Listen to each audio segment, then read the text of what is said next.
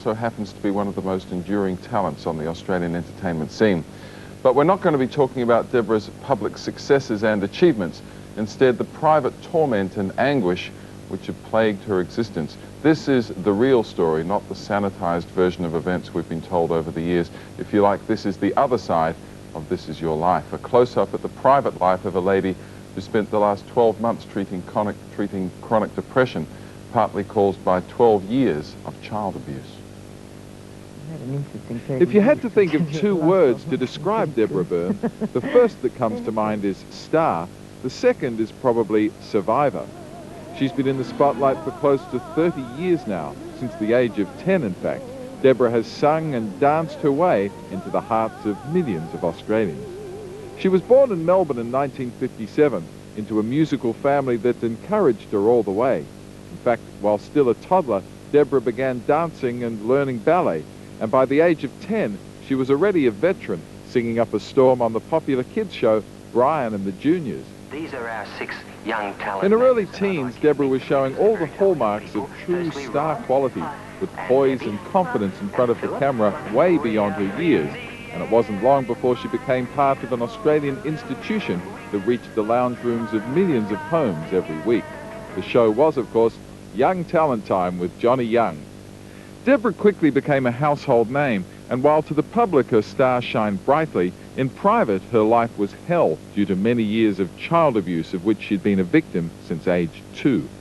By 13 she'd attempted suicide, by 14 she was on Valium, and at 17 was hospitalized thanks to a very serious nervous breakdown. Nevertheless, her career went on from strength to strength, with hit records, concert tours, and a successful television specials with John Farnham in the early 80s, Farnham and Byrne.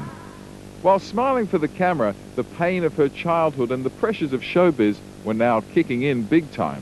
The escape and release from reality was sought in alcohol and drugs. Debra had become a heroin addict, and a shocked nation soon learned that 22-year-old Debra Byrne had been arrested for drug possession.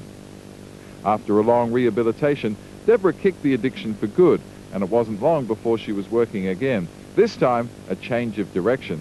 Debra Byrne, actress. Her first movie, Rebel, with Matt Dillon, won her rave reviews.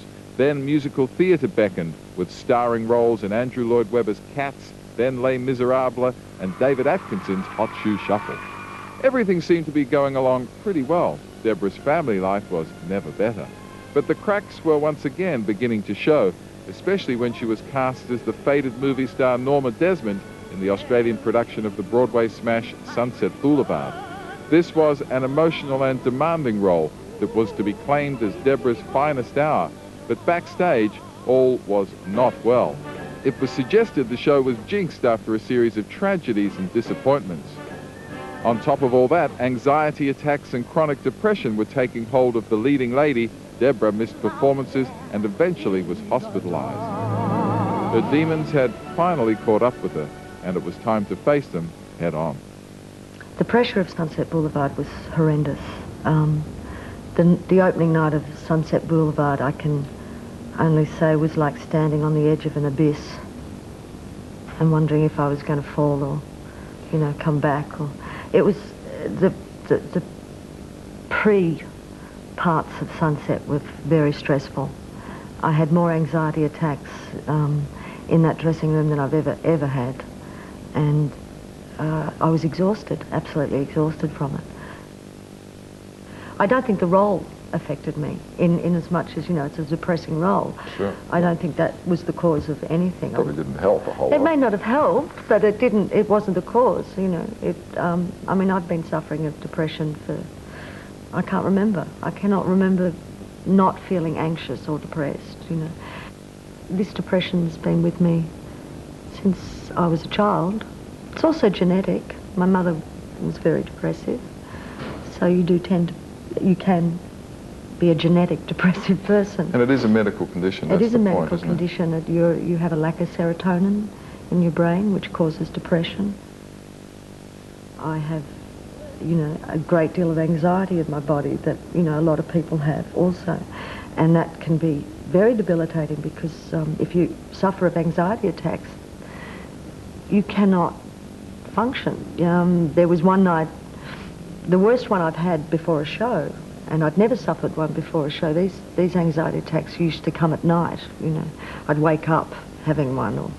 But this particular one was about the second night before we opened.